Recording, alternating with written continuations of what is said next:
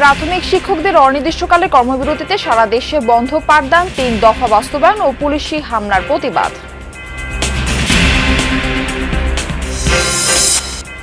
সংসদ নির্বাচন নিয়ে শঙ্কার কারণ নেই, আবারও জানালেন আইন উপদেষ্টা। বললেন, ফেব্রুয়ারির প্রথমার্ধে ভোট আয়োজনে বদ্ধপরিকর সরকার। আমি আপনাদেরকে দৃঢ় কণ্ঠে বলতে চাই, আমরা সরকারের পক্ষ থেকে ফেব্রুয়ারির প্রথমার্ধে জাতীয় সংসদ নির্বাচন আয়োজন করার ব্যাপারে বদ্ধপরিকর। কুষ্টিয়ার কালোয়া গ্রাম যেন আতঙ্কের জনপদ। দুই প্রভাবশালীর আধিপত্যের লড়াইয়ে ঘটছে হামলা পাল্টা হামলা, অভিযুক্তদের ধরার চেষ্টা করছে পুলিশ। হঠাৎ সন্ধ্যার সময় এসে হামলা করেছে, গুলি ফুটানি, লোকজন পাড়ার লোকজন ভ্যান ম্যান রডে যা ছিল সব চলে গেল। তারপরে আমার বাড়ি ঘর ভাঙি সব। গোয়েন্দা তথ্য সংগ্রহ করে আমরা কিছু কিছু ক্ষেত্রে স্পেসিফিক অভিযান পরিচালনা করে অপরাধীদেরকে গ্রেপ্তারের আওতায় নিয়ে আসছি।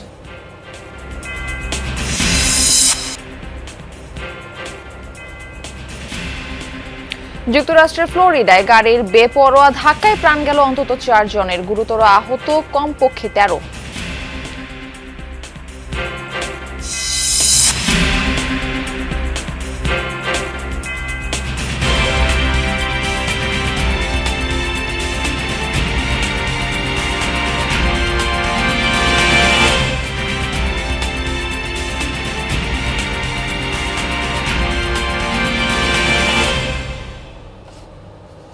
আমন্ত্রণ যমুনা নিউজে, আপনাদের সঙ্গে রয়েছে আমি মারফি রহমান। এতক্ষণ শিরোনাম দেখছিলেন। আজ থেকে অনির্দিষ্টকালের কর্মবিরতি শুরু করেছেন বেসরকারি প্রাথমিক বিদ্যালয়ের শিক্ষকরা। 10ম গ্রেড সহ 3 দফা দাবি আদায় ও শাহবাগে পুলিশি হামলার প্রতিবাদে এই কর্মবিরতি। ফলে সারা দেশে প্রায় 65,000-এর বেশি বিদ্যালয়ে পাঠদান কার্যক্রম বন্ধ। একই সাথে কেন্দ্রীয় শহীদ মিনারে অবস্থান কর্মসূচি অব্যাহত রাখার ঘোষণাও দিয়েছেন তারা। অবস্থানরতরা জানান, 3 দফা দাবি পূরণ না হওয়া পর্যন্ত এই অবস্থান কর্মসূচি চলবে। শিক্ষকদের উপর গতকালের পুলিশি হামলা ও গ্রেফতারের প্রতিবাদে শিক্ষা উপদেষ্টার পদত্যাগ দাবি করেন শিক্ষকরা। আমরা চাই সামনের দিনগুলো দেখা সুন্দরভাবে আর একটা সেটেলমেন্ট আসবে। যদি না আসে, আমরা শিক্ষক সমাজ যমুনায় যাওয়ার জন্য প্রস্তুত। আমরা চাই মহান মুক্তিযুদ্ধের মাধ্যমে যে বৈষম্য বিরোধী বাংলাদেশ প্রতিষ্ঠিত হয়েছে, সেইখানে আমাদের অবস্থানটা পাকাপোক্ত করা হোক। আমাদের 10ম গ্রেড সহ আমাদের পদোন্নতি 10 বছর 16 বছরের যে আমাদের 3 দফা পুরো না হওয়া পর্যন্ত আমরা এই শহীদ মিনার ছাড়ছি না। আমাদের 5 নেতাকে মুক্তি না দিলে এবং আমাদের দাবি না মানলে আমরা কঠোর থেকে কঠোরতম কর্মসূচি পালন দিব। এই সম্পর্কে আরো জানাতে কেন্দ্রীয় শহীদ মিনার থেকে এবার আমাদের সঙ্গে যুক্ত হচ্ছেন আমাদের সহকর্মী রিয়াজ রায়হান। রিয়াজ, শিক্ষকদের দাবির বিষয়ে প্রশাসনকে কি জানানো হয়েছে, কি বলছেন শিক্ষকরা, বিস্তারিত জানাবেন। শিক্ষকদের দাবির বিষয়ে প্রশাসনিকভাবে কোনো ধরনের পদক্ষেপ নেওয়া হয়নি বা রাষ্ট্রীয় সরকারের যে কর্মকর্তারা আছে, বিশেষ করে শিক্ষা মন্ত্রণালয়, শিক্ষা অধিদপ্তর বা প্রাথমিক গণশিক্ষা সেই কার্যালয়ের পক্ষ থেকে কোনো ধরনের নির্দেশনা বা কোনো ধরনের আদেশ নিষেধ কোনো কিছুই এখন পর্যন্ত আসেনি বা তাদের যে সিদ্ধান্ত সেটিও জানানো হয়নি। তবে শিক্ষকরা এখানে আন্দোলন করছেন। তারা বলছেন, এখানে যেসব শিক্ষকরা গতকাল থেকে আছেন তাদের সঙ্গে সারা দেশ থেকে আরও শিক্ষক এসে ঢাকায় যোগ দেবেন এবং তাদের যে দাবি 3 দফা দাবি, 3 দফার সঙ্গে আরেকটি দফা তারা যোগ করেছেন গতকালকের হামলা এবং গ্রেফতারের প্রতিবাদে, সেটি হচ্ছে প্রাথমিক এবং গণশিক্ষা উপদেষ্টার পদত্যাগ। সুতরাং এই যে দাবিগুলো রয়েছে সেই দাবির প্রেক্ষিতে তারা এখানে অবস্থান নিয়েছেন এবং শহীদ মিনারে যতক্ষণ পর্যন্ত তাদের দাবি পূরণ না হবে তারা ততক্ষণ পর্যন্ত এই আন্দোলন চালিয়ে যাবে জানিয়েছেন। তারা বলছেন যে গেল প্রায় 2009-10 সাল থেকে তারা এই আন্দোলনগুলো করে আসছেন। যে আন্দোলনের দাবি ছিল মূলত তাদের যে 13তম গ্রেড, সেই 13তম গ্রেড থেকে 10ম গ্রেড প্রদান করা, 10 বছর এবং 16 বছর প্রকৃত উচ্চতর গ্রেড সংক্রান্ত যেসব সমস্যাগুলো রয়েছে সেই সমাধান করে এই 2টি বছর পূর্ণ হওয়ার পর তাদের উচ্চতর গ্রেড প্রদান করা এবং পদোন্নতির ক্ষেত্রে বিভাগীয়ভাবে শতভাগ পদোন্নতির নিশ্চয়তা প্রদান করা। এই দাবিগুলো অনেকদিন ধরে তারা বলছেন যে দীর্ঘ প্রায় 1 যুগেরও বেশি সময় তারা আন্দোলন করছেন, কিন্তু কোনো ধরনের কর্ণপাত তারা করেনি সরকার। এবং এই যে দাবি বাস্তবায়নের বিষয়ে তারা কোনো ধরনের আশ্বাস পাননি এবং কোনো ইতিবাচক সিদ্ধান্ত সরকারের পক্ষ থেকে পাননি বিগত সময়ে।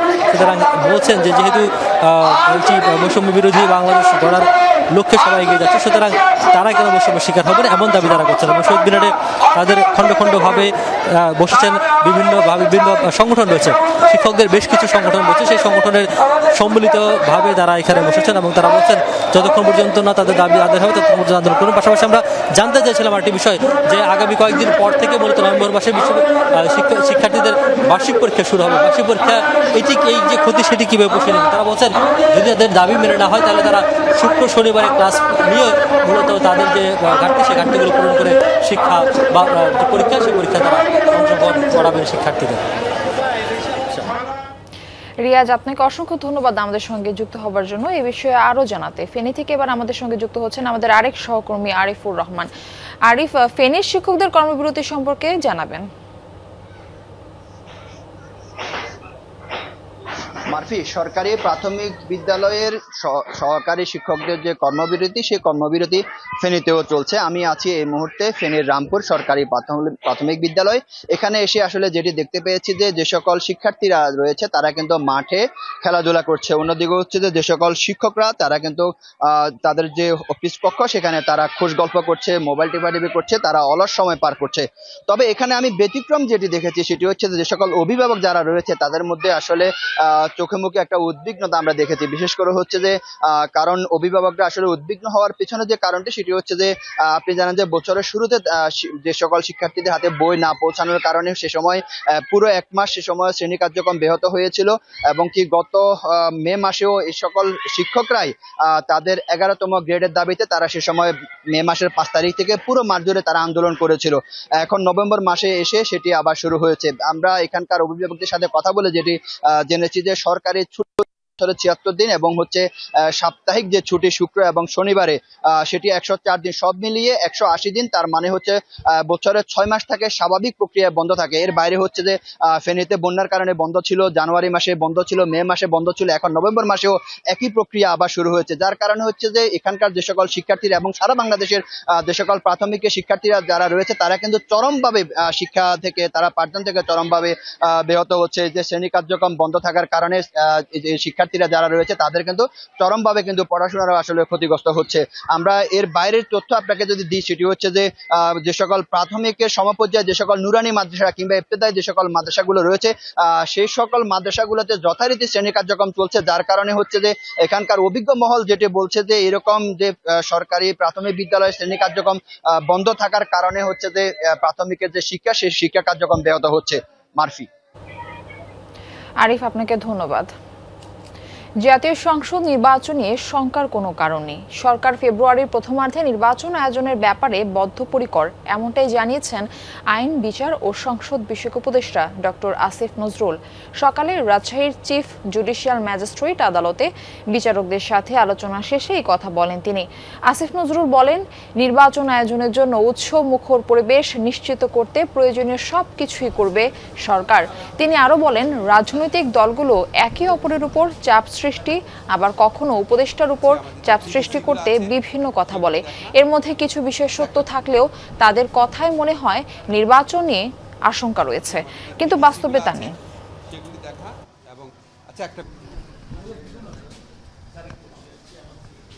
দৃঢ় কণ্ঠে বলতে চাই, আমরা সরকারের পক্ষ থেকে ফেব্রুয়ারির প্রথমার্ধে জাতীয় সংসদ নির্বাচন আয়োজন করার ব্যাপারে বদ্ধপরিকর। এটার সাথে সম্পর্কিত বা এটাকে বিলম্বিত করার কোনো ইস্যু আছে বলে আমরা মনে করি না। বিএনপির দলীয় প্রার্থী ঘোষণার পরে উত্তর সাতক্ষীরা 3 আসনের কালীগঞ্জ ও আশাশুনি উপজেলা বিএনপির কেন্দ্রীয় নির্বাহী কমিটির সদস্য সাবেক এমপি কাজী আলাউদ্দিনকে প্রার্থী করায় ক্ষুব্ধ দলটির অপর নির্বাহী কমিটির সদস্য ডাক্তার শহীদুল আলমের কর্মী সমর্থকরা। প্রার্থী ঘোষণার পর একদিকে চলছে ধানের শীষের প্রচার প্রচারণা, অপরদিকে প্রার্থী পাল্টাতে লাগাতার আন্দোলন চালিয়ে যাচ্ছে অপরপক্ষ। প্রশ্ন উঠেছে, এই সমস্যার সমাধান কোথায়?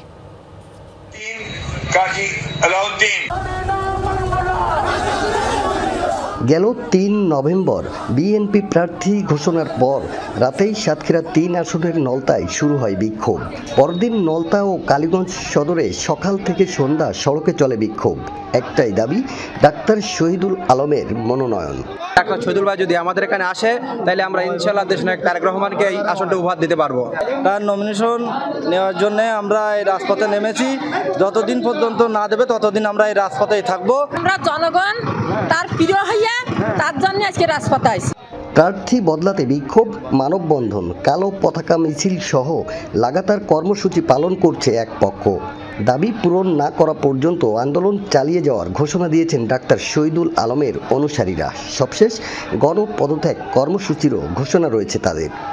এই অঞ্চলের গণমানুষের জননেতা, যার হাতে ধানের শীষ প্রতীক দিয়ে জয়যুক্ত হবেন, তিনি হচ্ছেন ডাক্তার শহীদুল আলম। সুস্থ তদন্তের মাধ্যমে ডাক্তার শহীদুল আলম এখানে মনোনয়ন পাবেন। সেক্ষেত্রে যদি আমরা না পাই, আমাদের যে পূর্ব কর্মসূচি সেই হিসেবে হয়তো আমরা গণহারে পদত্যাগ করতে পারি। 6 নভেম্বর ছিল দুপক্ষের পাল্টাপাল্টি কর্মসূচি। এক পাশে কালো পতাকা নিয়ে বিক্ষোভ, অন্য পাশে ধানের শীষকে বিজয়ী করতে গণমিছিল। এতে দেখা দেয় উত্তেজনা, মাঝখানে অবস্থান নেয় পুলিশ। মনোনয়ন প্রাপ্ত ও মনোনয়ন বঞ্চিত দুই হেভিওয়েট নেতার কাছে প্রশ্ন ছিল, এই পরিস্থিতির সমাধান কি? ভাই ডক্টর শহীদুল আলম সাহেব নির্বাহী কমিটির সদস্য, আমি প্রাক্তন এমপি, আবার জাতীয় নির্বাহী কমিটির সদস্য। আমাদের সাথে সম্পর্ক খুবই ভালো। বিচ্ছিন্নভাবে কিছু কর্মী না বুঝে রাজনৈতিক ব্যাপারে তাদের জ্ঞানের অভাবের কারণে হয়তো বিচ্ছিন্ন কিছু করেছে, এটা আর করবে না আশা করি। এবং আগামী দিনের রাষ্ট্রনায়ক জনাব তারেক রহমানের কাছে আবেদন করতে হয়েছে তারা তাদের প্রার্থী বিষয়ে তিনটি গণমানুষের দল, গণমানুষের দাবি দেওয়া অবশ্যই নেতৃত্ব মূল্যায়ন করবে। দুপক্ষের উত্তেজনাকর পরিস্থিতিতে বাড়ছে উদ্বেগ, উৎকণ্ঠা। আসছে নির্বাচনে পড়তে পারে প্রভাব। সংঘাত, সংঘর্ষেরও আশঙ্কা করছেন তারা। নমিশন না দেন তাহলে লোক মারামারি করে দেশ উচ্ছন্ন হয়ে যাবে স্যার। মিটিং মিছিল করতেছে, এই মিটিং মিছিল যদি চলমান থাকে তাহলে আমার দলীয়ভাবে আমরাও পিছিয়ে পড়ব। দেখা যাচ্ছে আমাদের বিপক্ষ যে দল আছে তারাও কিন্তু সুযোগ নেওয়ার একটা চেষ্টা করবে। বৃহৎ এই রাজনৈতিক দলটিতে মত পার্থক্য থাকাটা স্বাভাবিক। তবে মত পার্থক্য যদি সংঘাত, সংঘর্ষে রূপ নেয় তবে সেটি দলটির জন্য শুভ হবে না বলছেন বিশিষ্টজনরা। সেক্ষেত্রে পরিস্থিতি নিয়ন্ত্রণে ব্যবস্থা নিতে হবে দলের হাইকমান্ডকে। আকরামুল ইসলাম, যমুনা নিউজ, সাতক্ষীরা। জুলাই অভ্যুত্থানে চানখারপুলে শহীদ আনাস সহ 6 জনকে হত্যার মামলায় বরখাস্ত ডিএমপি কমিশনার হাবিবুর রহমান সহ 8 পুলিশের বিরুদ্ধে মামলার 14তম দিনের সাক্ষ্য গ্রহণ আজ। বিচারপতি গোলাম মর্তুজা মজুমদারের নেতৃত্বাধীন আন্তর্জাতিক অপরাধ ট্রাইব্যুনাল 1-এ এই সাক্ষ্য গ্রহণের কথা রয়েছে। এখন পর্যন্ত এই মামলায় 22 জন সাক্ষ্য দিয়েছেন। সাক্ষীদের মধ্যে রয়েছেন প্রত্যক্ষদর্শী পুলিশ কর্মকর্তা, ভুক্তভোগী পরিবারের সদস্য, জুলাইয়ের আহতরা, চিকিৎসক এবং যুব ও ক্রীড়া উপদেষ্টা আসিফ মাহমুদ সজীব ভুইয়া। সাক্ষীরা এই ঘটনায় জড়িতদের দৃষ্টান্তমূলক শাস্তির দাবি জানিয়েছেন। মামলায় গ্রেপ্তার আছেন শাহবাগ থানার বরখাস্ত পরিদর্শক আরশাদ হোসেন, কনস্টেবল সুজন, ইমাজ হোসেন ও নাসিরুল। অন্যদিকে ডিএমপি কমিশনার হাবিবুর রহমান, যুগ্ম কমিশনার সুদীপ চক্রবর্তী, রমনার ডিসি আক্তার এবং এসি ইমরুল পলাতক রয়েছেন। রাজধানীর মোহাম্মদপুর বেড়িবাঁধে ইউল্যাব ইউনিভার্সিটির পাশের একটি গ্যারেজে আগুনের ঘটনা ঘটেছে। এই ঘটনায় গ্যারেজে থাকা একটি পিকআপ, একটি অ্যাম্বুলেন্স ও একটি প্রাইভেট কার পুড়ে গেছে। শনিবার রাত 12টার পরে এই ঘটনা ঘটে। খবর পেয়ে ফায়ার সার্ভিসের একটি ইউনিট ঘটনাস্থলে পৌঁছে আগুন নিয়ন্ত্রণে আনে। গ্যারেজ মালিক ও পুড়ে যাওয়া গাড়ির মালিকদের অভিযোগ, একটি মোটরসাইকেলে 3 ব্যক্তি এসে আগুন ধরিয়ে পালিয়ে যায়। এ সময় গাড়িতে থাকা গ্যাস সিলিন্ডার বিস্ফোরিত হয়ে পাশে থাকা 2টি গাড়িতে আগুন ছড়িয়ে পড়ে। এই ঘটনায় 10 লাখ টাকার মতো ক্ষতি হয়েছে দাবি গ্যারেজ মালিকের। তবে এই ঘটনায় কেউ হতাহত হয়নি। ওনারা পিকআপ থেকে ওই মোটরসাইকেল বাইকের থেকে নামছে, নামে 2 জন আগুন ধরাইছে আর একজন বাইকেই ছিল। আমার এখানে মেরামতের জন্য 2টা গাড়ি, একটা হইলো ইদারিং 2-1 দিন ধরে আসছে এইটা, আর একটা গাড়ি অনেক দিন ধরে পড়ে আছে। এই 2টা গাড়ি ক্ষতি হয়েছে। 8 মিনিটের মাথায় এখানে পৌঁছার পরে দেখি যে 3টা গাড়িতে আগুন জ্বলতেছে। একই সাথে দুইটা হলে অ্যাম্বুলেন্স ছিল পুরাতন মেরামতযোগ্য, আর একটা হলে পিক আপ গাড়িতে। আমরা তাৎক্ষণিক অগ্নি নির্বাপন চেষ্টা করি এবং আগুন নিভিয়ে ফেলি। আতঙ্কের জনপদ হয়ে উঠেছে কুষ্টিয়ার কুমারখালীর কালুয়া গ্রাম। ৫০ বছরেও পাল্টায়নি হানাহানির চিত্র। গেল এক মাসে একাধিক হামলার প্রেক্ষিতে শুক্রবারও সুলতানপুর ও রাধানগর গ্রামের ১৩টি বাড়িঘরে হামলা ও ভাঙচুর চালায় জেলেপাড়ার প্রতিপক্ষরা। এতে পুরুষশূন্য হয়ে পড়েছে গ্রাম দুটি। পুলিশ জানিয়েছে পাল্টাপাল্টি মামলায় অভিযুক্তদের ধরতে অভিযান চলছে। নভেম্বরের ১ তারিখ সকাল ৯:৩০ সিসিটিভি ফুটেজে দেখা যায় ঢাল সড়কি নিয়ে কালুয়া জেলেপাড়া এলাকায় হামলা করে ১৫ থেকে ২০ জনের একটি দল। এলাকাবাসী জানায় বাজারে অফিস দখল নেয়াকে কেন্দ্র করে স্থানীয় প্রভাবশালী রাশিদুল ইসলাম রাসু সমর্থিত লোকজন হামলা চালায় বকুল সমর্থিত লোকজনের বাড়িতে। এরই জেরে শুক্রবার সন্ধ্যায় আবারও সুলতানপুর গ্রামের রাসু সমর্থিত ব্যবসায়ীর বাড়িতে হামলা চালিয়ে ভাঙচুর ও লুটপাটের অভিযোগ ওঠে বকুল সমর্থিত লোকজনদের বিরুদ্ধে। এরা সব জিনিসপত্র নিয়ে অস্ত্র নিয়ে গুলি করে লাগে, গুলি ফুটানি লোকজন পাড়ার লোকজন ভ্যান ম্যান রডে যা ছিল সব চলে গেল। তারপরে আমার বাড়ি ঘর ভাঙি সব বের। আমার বাসার স্বর্ণ ৫ ভরি স্বর্ণ ছিল আমার, তারপর ডয়ারের মধ্যে ১৫ লাখ টাকা ছিল, ওই টাকাগুলো নিয়ে চলে গেছে। শুক্রবার সন্ধ্যায় রাধানগর গ্রামের ১২টি বাড়িঘরে হামলার অভিযোগ ওঠে বকুল সমর্থিত লোকজনদের বিরুদ্ধে। এই সময় এদিকে হই হই করলে আমি বাড়া আলাম, বাড়া আইসি দাঁড়াইছে দেখতেছি লোকজন দিয়ে আমার বউ মাক করছে লোক আছে, আর এর মধ্যে সব পাইছে ওই বাড়ি ভাঙচুর ও বাড়ি ভাঙচুর আমার বাড়ি ভাঙচুর। ওরা হঠাৎ সন্ধ্যার সময় এসে হামলা করেছে। আমরা মহিলারা যে জামা পাই রান্না বাড়া করতেছিলাম, গোলাগালি করতে করতে আসে বন্দুক টন্দুক নিয়ে আমরা তখন তো রান্না বান্না করতেছিলাম। রাতের আধারে হামলা ও বিবাদমান পরিস্থিতির নিষ্পত্তি চায় নিরীহ গ্রামবাসী।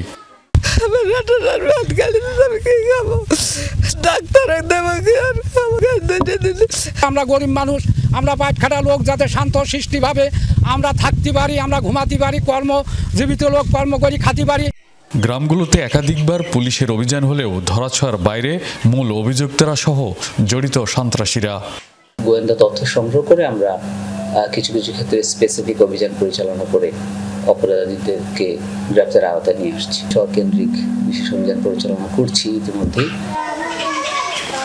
এই গ্রামে দ্বন্দ্বের মূল কারণ নদীপথে প্রভাব বিস্তার এবং রাজনৈতিক পট পরিবর্তন, যে কারণে পাল্টাপাল্টি হামলায় রাতের ঘুম হারাম হয়েছে এই এলাকার সাধারণ মানুষদের। এই বিষয়গুলো নিয়ে একের পর এক গোলাগুলি হামলার ঘটনায় এখন পর্যন্ত কোনো সমাধানে আসতে পারেনি রাজনৈতিক নেতৃবৃন্দ সহ প্রশাসনের কর্মকর্তারা। সাধারণ মানুষ চাচ্ছেন নিরাপদে নির্বিঘ্নে রাত্রি যাপন করতে। রুহুল আমিন বাবু, যমুনা নিউজ, কুষ্টিয়া। গোপালগঞ্জ মেডিকেল কলেজে চিকিৎসক সংকটের কারণে ভোগান্তিতে পড়েছেন স্থানীয়রা। ২০২৩ সালে চালু হওয়া হাসপাতালটিতে ১৮টি বিভাগ চালুর কথা থাকলেও মাত্র ৩টি ওয়ার্ড দিয়ে কোনো মতে চলছে কার্যক্রম। বিশেষজ্ঞ চিকিৎসকের জায়গায় সেবা দিচ্ছেন মেডিকেল অফিসাররা। এছাড়া অব্যবস্থাপনা ও অপরিচ্ছন্নতা সহ রয়েছে নানা সমস্যার অভিযোগ। এসব বিষয়ে সংশ্লিষ্ট দফতরে কয়েক দফা যোগাযোগ করা হয়েছে বলে জানিয়েছে হাসপাতাল কর্তৃপক্ষ। প্রায় ৫ লাখ মানুষের স্বাস্থ্যসেবার ভরসাস্থল গোপালগঞ্জ মেডিকেল কলেজ হাসপাতাল।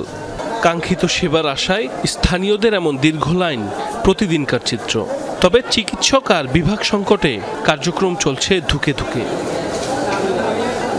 ২০২৩ সালে প্রথম বহির্বিভাগের মধ্য দিয়ে চালু হয় হাসপাতালটি।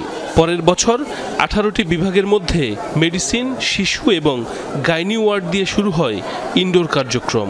তবে সেখানে বিশেষজ্ঞ চিকিৎসক নেই একজনও। রোগীদের সেবা দেয়া হচ্ছে মেডিকেল অফিসারদের দিয়ে। বিশেষজ্ঞ চিকিৎসকের ৮১টি পদ থাকলেও খালি রয়েছে ৪১টি। এতে কাঙ্ক্ষিত সেবা পাচ্ছেন না স্থানীয়রা। ভুক্তভোগী যারা আছে তারা সবাই চাচ্ছে যে আমাদের এই যে বাদবাকি যে 18টি ইউনিট আছে সম্পূর্ণ বিভাগটা চালু হয়ে যাক। জনবল এবং সেবা যদি ভালো হয় কি হয়, আমাদের ডুবে যাওয়া লাগে না এবং আমরা কষ্ট থেকে মুক্তি পাই। অভিযোগ রয়েছে ইমার্জেন্সি মেডিকেল অফিসার না থাকায় জরুরি পরিস্থিতিতে রোগীদের রেফার করা হয় ঢাকা, খুলনা কিংবা বরিশালে। এছাড়া পানির সমস্যা, পোকামাকড়ের ছোটাছুটি সহ নোংরা পরিবেশের অভিযোগ রোগীদের। গন্ধের জ্বালায় টিয়া যায় না, গন্ধের জ্বালায় ভাত খাওয়া যায় না, পোকা সবসময় বাঁচিছে, পোকা কি কানে ঢোকে, না খাবারের মধ্যে ঢোকে, এটা তো নিশ্চয়তা নাই। অনেক পেশেন্টের আছে জ্বর, তার ফ্যান লাগে না, কিন্তু যাদের ফ্যান লাগে তারা কি করবে? মেজর কোনো প্রবলেম হলে আমাদেরকে যেতে হয় শহরে, খুলনা অথবা ঢাকা অথবা কোনো প্রাইভেট সেকশনে। চিকিৎসক সংকটের কথা স্বীকার করে হাসপাতাল কর্তৃপক্ষ জানায়, এরই মধ্যে কয়েক ধাপে যোগাযোগ করা হয়েছে সংশ্লিষ্ট দফতরে। দ্রুতই নতুন একটি বিভাগ চালু করার কথাও জানানো হয়। চিকিৎসক সংকট কিন্তু আসে, আসলে চিকিৎসক সংকট হচ্ছে যে এই হাসপাতালে 81টি পোস্টের মধ্যে আমাদের 40 জন চিকিৎসক আছে, পাশাপাশি যে আমাদের মিড লেভেলের যে চিকিৎসক সেটি কিন্তু অভাব আছে। সংকট কাটিয়ে নিজ জেলায় পরিপূর্ণ চিকিৎসা সেবা নিশ্চিতের দাবি স্থানীয়দের। সাইফ আহমেদ, যমুনা নিউজ। যুক্তরাষ্ট্রের ফ্লোরিডায় গাড়ির বেপরোয়া ধাক্কায় প্রাণ গেছে অন্তত 4 জনের, গুরুতর আহত 13 জন। শনিবার ফ্লোরিডার ট্যাম্পা শহরে হয়েছে এই দুর্ঘটনা। হাইওয়েতে বেপরোয়াভাবে চলতে থাকা গাড়িটিকে চিহ্নিত করে নিরাপত্তা বাহিনী থামানোর চেষ্টায় ব্যর্থ হলে পিছু নেয় পুলিশের গাড়ি। ধাওয়া খেয়ে গতি বাড়িয়ে দেয় চালক, এক পর্যায়ে হারিয়ে ফেলে নিয়ন্ত্রণ, ধাক্কা মারে একটি ভবনে। এই ঘটনায় ঘটনাস্থলে মারা যায় 3 জন। হাসপাতালে নেওয়া হলে প্রাণ যায় আরও 1 জনের। আহতদের মধ্যে বেশ কয়েকজনের অবস্থা আশঙ্কাজনক। এই ঘটনায় আটক করা হয়েছে 22 বছর বয়সী এক তরুণকে, চলছে তদন্ত। আলোচনায় পাকিস্তানের সংবিধানের 27তম সংশোধনী অনুমোদন পেলে তৈরি হবে প্রতিরক্ষা বাহিনীর প্রধানের পদ। আজীবন সাংবিধানিক সুরক্ষা দেওয়া হবে শীর্ষ সামরিক কর্মকর্তাদের। পাশাপাশি দায়িত্বে থাকাকালীন যে কোনো ফৌজদারি মামলা থেকে দায়মুক্তি পাবেন সরকার প্রধান। এছাড়া একাধিক সংস্কারের প্রস্তাব করা হয়েছে বিচার বিভাগে। শনিবার পার্লামেন্টের উচ্চকক্ষে উপস্থাপন করা হয় সংবিধান সংস্কারের খসড়া প্রস্তাব। মে মাসের ভারত পাকিস্তান সংঘাত শেষে ফিল্ড মার্শাল উপাধি দেওয়া হয়েছিল পাকিস্তানের সেনাপ্রধান আসিম মুনিরকে। এবারে চিফ অব আর্মি স্টাফকে সাংবিধানিকভাবে প্রতিরক্ষা বাহিনীর প্রধান করার তোড়জোড় শুরু করেছে শেহবাজ শরীফের সরকার। এরই মধ্যে দেশটির কেন্দ্রীয় মন্ত্রিসভায় অনুমোদনের পর পার্লামেন্টের উচ্চকক্ষ সিনেটে সংবিধানের 27তম সংশোধনী বিলের খসড়া প্রস্তাব করা হয়েছে, যাতে সংবিধানের 243তম অনুচ্ছেদের বেশ কিছু পরিবর্তনের প্রস্তাব দেওয়া হয়েছে। এই সংশোধনী অনুমোদিত হলে বাতিল হবে সামরিক বাহিনীর জয়েন্ট চিফ অব স্টাফ কমিটির চেয়ারম্যানের পদ। এছাড়াও শীর্ষ কর্মকর্তাদের আজীবন সাংবিধানিক সুরক্ষা দেওয়ার প্রস্তাবও করা হয়েছে। খসড়ায় আরও বলা হয়েছে, দেশের পারমাণবিক ও কৌশলগত সম্পদের তত্ত্বাবধান পদ ন্যাশনাল স্ট্র্যাটেজিক কমান্ডের কমান্ডারকে সেনা প্রধানের সুপারিশে প্রধানমন্ত্রী নিযুক্ত করবেন এবং তাকে অবশ্যই সেনাবাহিনীর সদস্য হতে হবে। বিচার বিভাগেও বেশ কয়েকটি পরিবর্তনের প্রস্তাব রাখা হয়েছে। 27তম সংশোধনী অনুমোদিত হলে গঠন করা হবে কেন্দ্রীয় সাংবিধানিক আদালত। সুপ্রিম কোর্টের ক্ষমতা কমিয়ে তা হস্তান্তর করা হবে এই সাংবিধানিক আদালতে। রয়েছে উচ্চ আদালতের বিচারপতি নিয়োগ প্রক্রিয়ায় সংশোধনের প্রস্তাবনাও। বিশেষ সুবিধা পাবেন দেশটির প্রধানমন্ত্রীও। দায়িত্বরত অবস্থায় প্রধানমন্ত্রীর বিরুদ্ধে কোনো ফৌজদারি মামলা করা যাবে না, বাতিল হবে আগের মামলাও। এতদিন যে সুবিধা পেতেন প্রেসিডেন্ট। 27তম সংশোধনী পাশ হতে পাকিস্তানের পার্লামেন্টের উভয় কক্ষে 2/3 সংখ্যাগরিষ্ঠতা প্রয়োজন। মোস্তফা মাহমুদ, যমুনা নিউজ। যুদ্ধবিরতির শর্ত ভেঙে লেবাননে আবারও দফায় দফায় বিমান হামলা চালিয়েছে ইসরায়েল। বোমার আঘাতে প্রাণ হারিয়েছে কমপক্ষে 3 জন। দক্ষিণ পূর্ব লেবাননের 2টি শহর আইন আতা ও সেবা আক্রান্ত হয়েছে বলে নিশ্চিত করেছে লেবাননের জাতীয় সংবাদ সংস্থা। একটি গাড়ির উপর পড়া বোমার আঘাতে প্রাণ যায় ভেতরে থাকা 2 ভাইয়ের। এর আগে অপর এক হামলায় বারাচিত এলাকায় প্রাণ হারিয়েছে 1 জন। গুরুতর আহত হয় অন্তত 4 জন। লেবাননের স্বাস্থ্য মন্ত্রণালয় জানিয়েছে, শনিবার 2 দফা ড্রোন হামলার শিকার হয়েছে দক্ষিণের বিনোদ জাবির শহর। গুরুতর আহত হয়েছে কমপক্ষে 7 জন। ইসরায়েলের দাবি, লেবাননের সশস্ত্র গোষ্ঠী হিজবুল্লাহর ঘাঁটি লক্ষ্য করে চালানো হচ্ছে এসব হামলা।